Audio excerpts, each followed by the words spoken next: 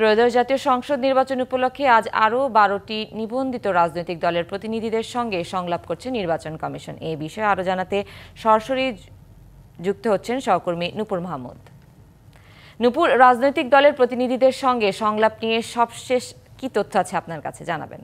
সুনন্দা, যেমনটি বলছিলেন, আসলে ইসির সকল আয়োজন কিন্তু একটি সুষ্ঠু, গ্রহণযোগ্য এবং অংশগ্রহণমূলক একটি নির্বাচনের লক্ষ্যে। আমরা ইতিমধ্যে দেখতে পাচ্ছি নির্বাচন কমিশনের পক্ষ থেকে গতানুগতিকভাবে ধারাবাহিক পর্যায়ে সবার সাথেই এখন পর্যন্ত তারা তাদের সংলাপ চালিয়ে যাচ্ছেন। এর আগে সুধীজন, অংশীজন, বিভিন্ন সামাজিক সংগঠন, তারপরে আমরা দেখেছি যে সামাজিক সিনিয়র সাংবাদিকদের সাথে, সেই সাথে আজকে থেকে আর গত 2 দিন আগে থেকে কিন্তু শুরু হয়েছে, গতদিন অর্থাৎ বৃহস্পতিবার থেকে শুরু হয়েছে রাজনৈতিক দলগুলোর সাথে গতানুগতিকভাবে তাদের ধারাবাহিক সংলাপের অংশ হিসেবে তারা তাদের সংলাপ চালিয়ে যাচ্ছে। ইতিমধ্যে আমরা দেখতে পাচ্ছি গত বৃহস্পতিবার 12টি রাজনৈতিক দলের সাথে সংলাপ হয়েছে। সেই সাথে এখন পর্যন্ত আমরা জানি যে প্রায় ইসির নিবন্ধিত প্রায় 53টি রাজনৈতিক দল আছে, আর এই 53টি রাজনৈতিক দলের সাথেই কিন্তু তারা তাদের গতানুগতিকভাবে এই সংলাপ চালিয়ে যাবেন।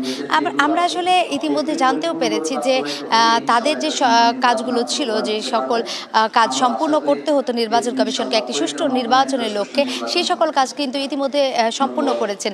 যেমন হচ্ছে ভোটার হালনাগাদ তালিকা থেকে শুরু করে ভোটার কক্ষ, ভোটার তালিকা, যতগুলো কার্যক্রম আছে একটি সুষ্ঠু নির্বাচনের লক্ষ্যে। হার্টের যত্নে বিশ্বসেরা ক্যানোলা তেল এখন বাংলাদেশে। তারা কিন্তু সেগুলোকে সম্পূর্ণ করেছে একটি সুষ্ঠু নির্বাচনের লক্ষ্যে। ইতিমধ্যে আমরা দেখেছি যে ভোটার তালিকা ভোটের জন্য তারা সাংবাদিক নীতিমালা তৈরি করেছেন এবং রাজনৈতিক দলগুলোর যে বিধি সেগুলোও কিন্তু তারা তৈরি করে ফেলেছে। ইতিমধ্যে আমরা দেখতে পাচ্ছি আচরণবিধিতে কিন্তু যে প্রজ্ঞাপনটি হয়েছে, আচরণবিধির কথা বলেছে, সেখানে কিন্তু বেশ কিছু বিষয় উল্লেখ করা আছে। এর আগে গত দিন কিন্তু আমরা দেখেছিলাম প্রধান নির্বাচন কমিশনার AM নাসির উদ্দিন, তিনি কিন্তু বলেছিলেন যে যে প্রার্থীরা নির্বাচন করবে তাদের যে আচরণবিধি, সেই আচরণবিধি কোনটা করতে পারবে, কোনটা করতে পারবে না। তারা কিন্তু আচরণবিধির ক্ষেত্রে তারা বারবারই বলছেন যে তাদের যে নিয়মগুলো আছে সেগুলো না মানলে কিন্তু তারা তাদের বিরুদ্ধে ব্যবস্থা নেবেন। ইতিমধ্যেও কিন্তু আজকেও কিন্তু স্বাগত বক্তব্যে প্রধান নির্বাচন কমিশনার সেই বিষয়গুলো কিন্তু তুলে ধরেছিলেন যে যদি কোনোভাবে কোনো প্রার্থী আচরণবিধি লঙ্ঘন করে তাহলে কিন্তু তারা নির্বাচন কমিশনের পক্ষ থেকে তাদের বিরুদ্ধে ব্যবস্থা নেওয়া হবে।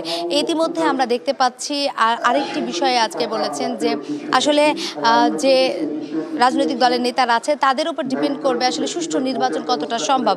তো সুনন্দায়, এখন পর্যন্ত আমার কাছে নির্বাচন কমিশন থেকে এই ছিল সর্বশেষ সংবাদ। পরবর্তীতে আপনার সাথে যুক্ত হয়ে আবারও জানাতে পারবো যে সকল নেতারা এসেছেন তাদের পক্ষ থেকে তারা কি বলছেন এবং সুষ্ঠু নির্বাচনের লক্ষ্যে তাদের দাবিগুলো কি। এখন পর্যন্ত যেহেতু আমার কাছে এই ছিল সর্বশেষ, পরবর্তীতে আপনার সাথে আবার যুক্ত হয়ে জানাবো।